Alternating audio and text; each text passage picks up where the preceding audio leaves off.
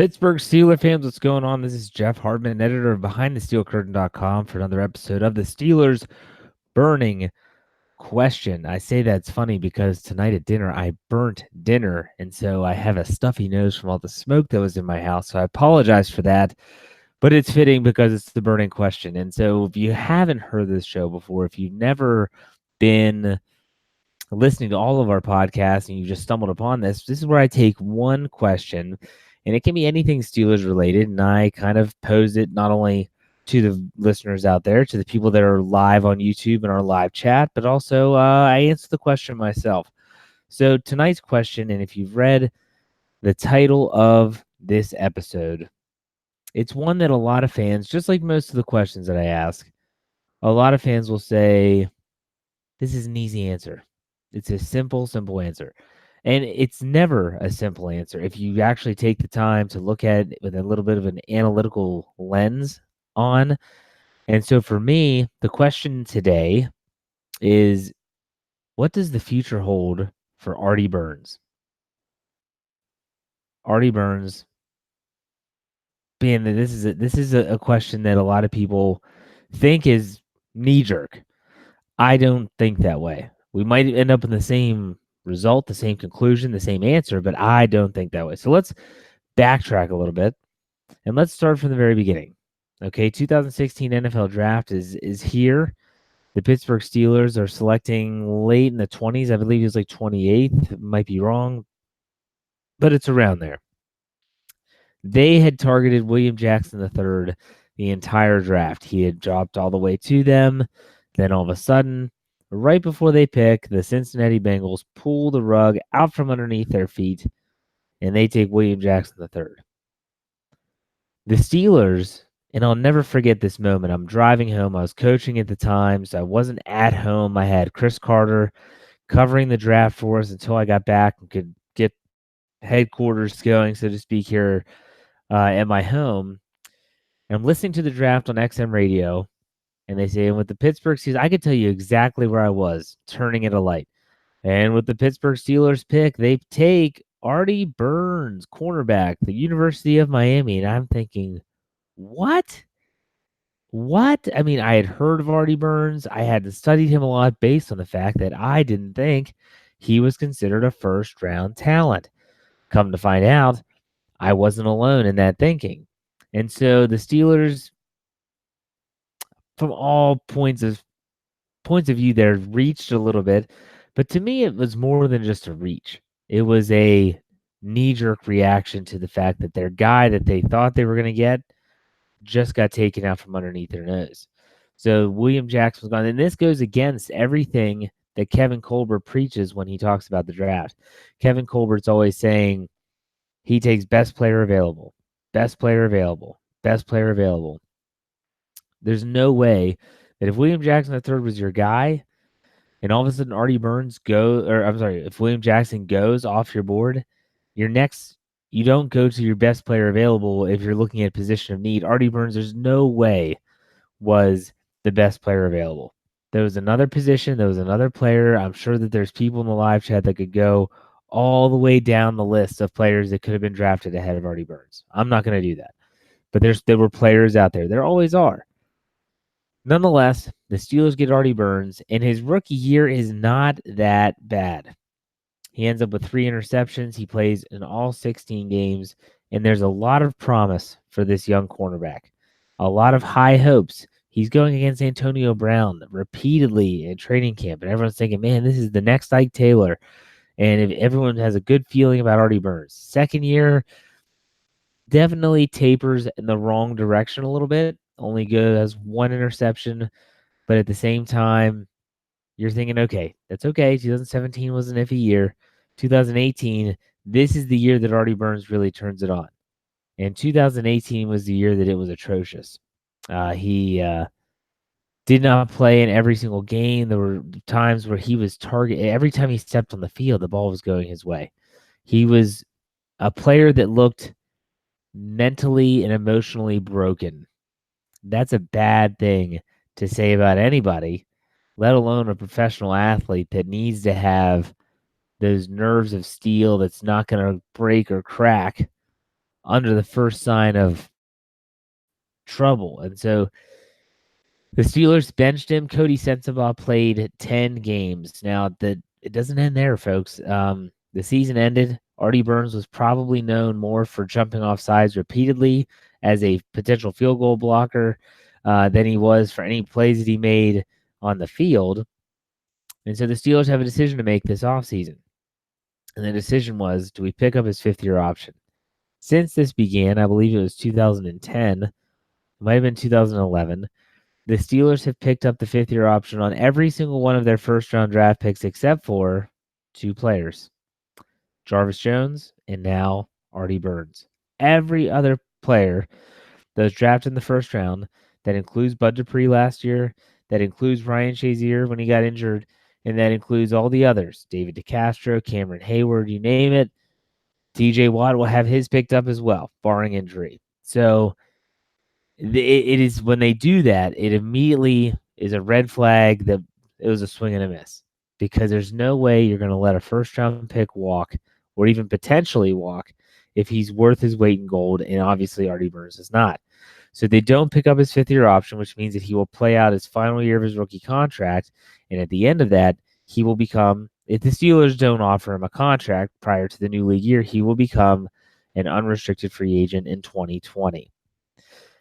But now there was some news, and this is why I'm talking about this now.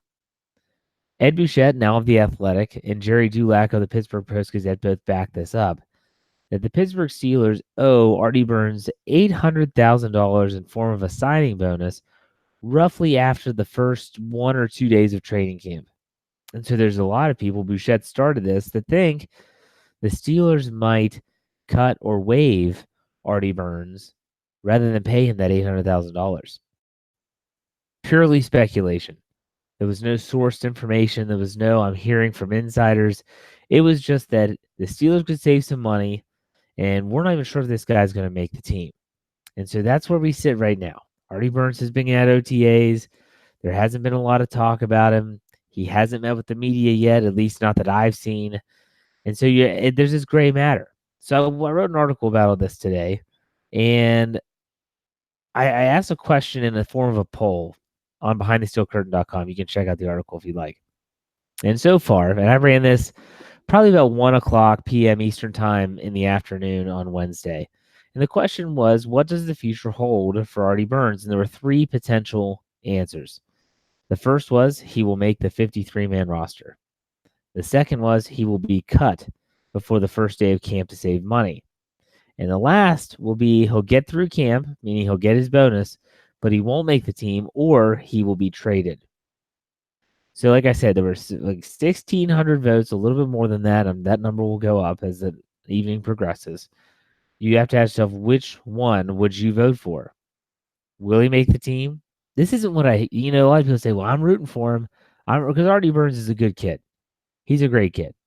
He's had a lot of adversity in his life. He's overcome a lot.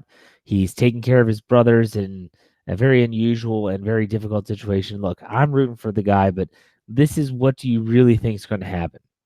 So do you think he'll make the roster? Do you think he'll get cut to save some money? Or do you think he'll get through camp, but he's not going to make the team? Those are your options. So, for instance, if you are in the live chat right now, what do you think is going to happen? If you had to pick one of the 3. Now, I'll tell you what the voters said. This is not what I said. This is what the voters said on BehindTheSteelCurtain.com. 40%, that's 637 votes, thought that he will get through camp, but he won't make the team or he could be traded. The next was 36%, 584 votes, said that he will be cut before the first day of camp to save some money. And then 24%, the minority, was they think that he will make the 53-man roster and he'll stay on that 53-man roster for the duration of the regular season, or I should say the 2019 season. If they go further and make the playoffs, you never know what will happen. I do think that the writing's on the wall here for Artie Burns. When you look at the moves that they've made, signing Steven Nelson definitely was a shot in the arm for Artie Burns. Drafting Justin Lane was a shot in the other arm for Artie Burns. And so you're wondering, what does this guy have left? And he's going to go out and he's going to put his best foot forward. But you have to wonder in the back of his mind, and if his agent isn't saying this, I'm not sure if he's a very good agent, is, hey, look, man, you're auditioning for 31 other teams in the preseason. There's a chance they might trade you because let's not forget they have Mike Hilton in the slots. He's not going anywhere. Cameron Sutton, Brian Allen as a cornerback / safety hybrid. They have a lot of players at the cornerback position. And so that kind of validates they could cut him and save $800,000. But I look at that and say, you've already paid your rookies. $800,000 in the NFL in terms of a salary cap is a literal drop in the bucket. Just drop. I don't think they're going to cut him before training camp. I'll say that right now. I'll eliminate that one right off the bat because I think that they're going to give him a shot to redeem himself. The Pittsburgh Steelers, if you follow them enough, they don't like to admit that they made a very, very big mistake. And when you swing and miss on a first-round draft pick, that is a sign that you have put up the white flag. SOS, we're in trouble. Save our ship. We're done. And that's what they did with our Jarvis Jones. They didn't pick up his 5th-year option. He played out his contract. He went to Arizona, and now he's unemployed. He's not even in the NFL anymore. If he is, I have not heard of him, but I'm pretty sure he's out of the league. And so Artie Burns has a chance to at least make the team as a depth player and be that first cornerback off the bench if there's an injury to someone like Nelson and or Hayden. But last year, when Joe Hayden did go down, Artie Burns was the guy that was just being, it was relentless how often they would throw the ball his way. And right when he was right when he would enter the game, the quarterback would almost immediately check, and they were throwing the ball his direction. He has a lot of work to do. But I think they're going to give him training camp to prove himself. And not only prove himself, they want to see if maybe there will be a trade option. Because I think if someone were to offer the Steelers a 6th-round draft pick for Artie Burns, I think they'd take it. A 7th-round pick, they'd probably take that too. That's just the nature of the beast. That's the NFL as a business. You might think, well, look at what you're trading. You're trading off a 1st-round pick for a 6th or a 7th. That's insane.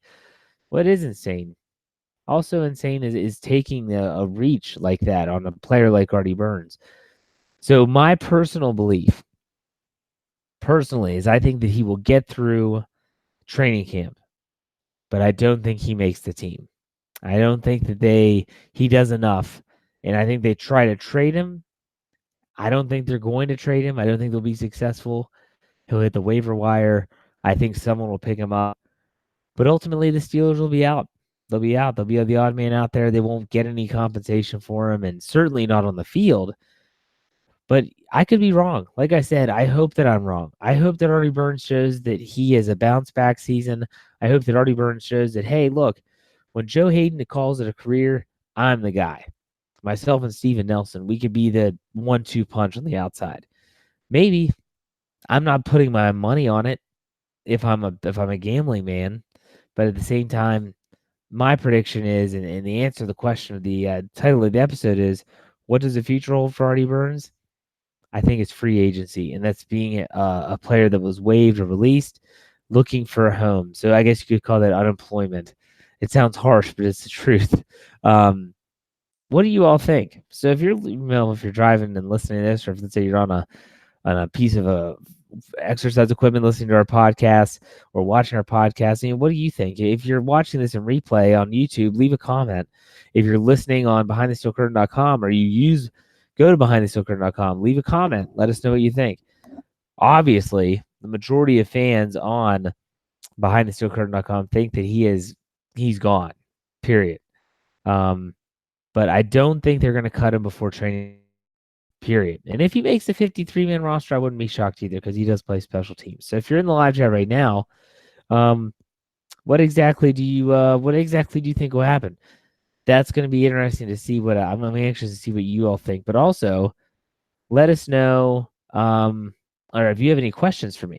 This is a time in the show where, with the first part of the show done, I always answer any questions you have that are Steelers related, and I always mention that if you want to use the super chat feature, you don't have to, but it's there if you want to. Right where it says chat publicly at BTSC Steelers Radio, to the right is a small money sign, and you can enter any amount of money. It could be $1, $2, $5. We've had people give us, I think, upwards of $20 as a nice little tip. The money goes straight to the program, which we appreciate, but also your question will be highlighted. And therefore, I will guarantee to answer. So if you want to answer, if you want your question answered, because right now we have a good amount of people in the live chat, let us know. So go ahead and fire away those questions and be glad to answer some of those. So, and Donald says Artie Burns is toast. Someone said Oakland would probably give us a third for him. I'm not sure after the Martavis Bryant trade, I'd say yes. After the Antonio Brown trade, I disagree. Someone said Artie Burns, bring back Troy. If Troy Polamalu grew on a tree, you better believe the Steelers would have found that tree by now, but they don't. They don't. And the safety position is certainly one of concern. My buddy Lance, shout out to him. He did his show. Yeah, I said it's only found in podcast form. He just did that last night. It was all about the safety position and how the Steelers should be concerned and the fan base should be concerned with how that's shaping up, that position. So there you go. Let's see here. Linwood says he gives Burns a shot if he earns it. He's hoping the Steelers keep him. He said we're spending too much money on the questionable Nelson and the geriatric Hayden. We need to cut those two.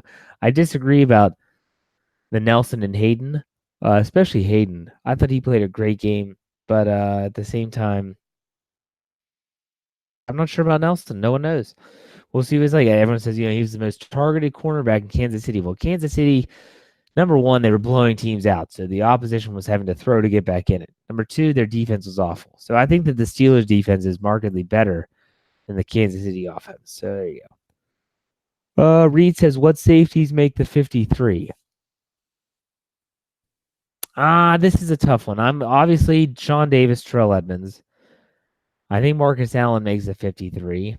And I think Jordan Dangerfield makes the 53. Now, here's the interesting. I didn't realize this.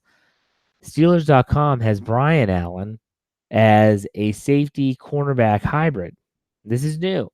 Everyone said that he's big enough to play safety, but now they have him labeled as a safety. I think they keep him, special teams guy. Could be a cornerback if needed. Could be a safety if needed. That's who I think makes, I guess, safeties. Let's see here. Matt says we need Lance on YouTube. I am going to work on that. I'm hoping by this season I can upload Lance's podcast to YouTube. It won't be live like this is, or there won't be a live chat, but I'm hoping to get Lance on YouTube by the start of this regular season. So fingers crossed. I got to work with him and his internet stuff going on. We all know about that. Those that listen to the standard is a standard, but ultimately I'm working on it. A question. Heath asks, is Kennywood reinstated Heinz ketchup? I don't know. I'm not sure. Nor do I care. I don't live in Pittsburgh or near the area anymore, so I'm really, I really don't care. I know that a lot of Pittsburghers do. Reginald said Brian Allen has a better chance of making the team than Burns. I have to agree with you because of position flexibility. That's absolutely true. Let's see here. Donald thinks that Hayden will make the team, or so that Artie will make the team. Hayden, Nelson, Hilton, Sutton, Allen, maybe Cameron Kelly. Cameron Kelly could throw a wrench in this. He really could because he has position flexibility too in terms of safety and cornerback. Linwood says, will they re-sign Hayden when his contract is over? I think they'd be smart if they could, if they can afford it. I think Hayden likes Pittsburgh. I think he likes the familiarity of the AFC North. I think that if he's willing to give the team a relatively team-friendly deal, I'd look for maybe a 2-year extension, 3-year, or maybe a new contract altogether. I don't know. But I think Hayden has played well. I want to see how he does this year. He needs to stay healthy. That's the biggest thing. So something I want to add before I forget and before we end the show, a lot of you might have questions that you think would be really good to have on this show or maybe other topics that other shows could talk about. Don't hesitate to leave those in the comments, whether it's on YouTube or on BehindTheSteelCurtain.com. I check both of those regularly. You could basically say, hey, I think it'd be cool to answer the question. Like one of the questions I'm going to ask, and this will be really interesting, is what makes a diehard Steeler fan? That's a question. I might do that next week. An article that I ran that was really popular was Big Ben or Bradshaw, who's the ultimate franchise quarterback.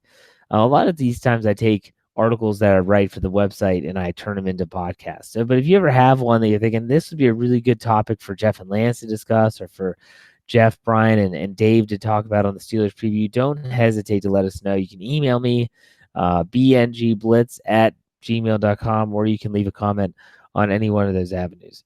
So Matt asks, will David Johnson and William Gay make a difference as interns? I don't know. I was shocked to find out that William Gay is not helping cornerbacks.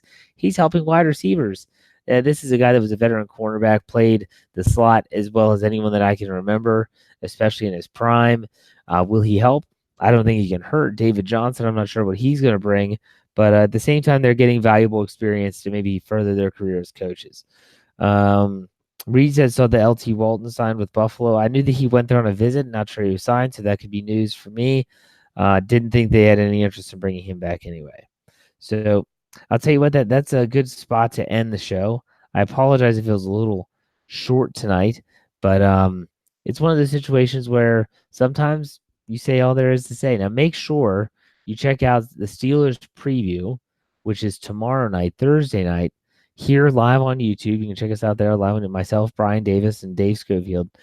Check us out on YouTube. Listen to our podcast anywhere where you hear podcasts, and just know that we really appreciate all the support. I do know that there was someone, I think it was maybe Crazy Chris on YouTube, who said, can someone please give me a schedule for the podcast? So here's the way it goes, at least in the off season. This will change during the regular season. In the off season, Sundays, at some point, the standard will air. Now that is flexible, meaning that sometimes Lance and I have stuff going on. If it's a holiday weekend, we might change that, but typically we are on Sundays. And so that will air on BehindTheSteelCurtain.com in an article on Monday. Monday night is the Steelers Hangover. That's Tony and Brian. That's on Mondays. That'll air on Tuesday for BehindTheSteelCurtain.com. Tuesday night, we have Lance's Yeah, I Said It airs only in podcast, and that'll run on BehindTheSteelCurtain.com Wednesday morning. So it's on the site right now. And then, which is, by the way, if you want to hear it, just go to BehindTheSteelCurtain.com and you'll see it. Podcast. Yeah, I said it. Then tonight, obviously, is my show, The Steelers Burning Question. And then Thursday's The Steelers Preview. And then that's it. That'll air on Friday, and then we start all the things over on Sunday. So make sure you check all those out. We appreciate it. As Lance Williams always said, tune in, tell a friend, and subscribe. We thank you for listening. I'll see you next week for another episode of The Steelers Burning Question.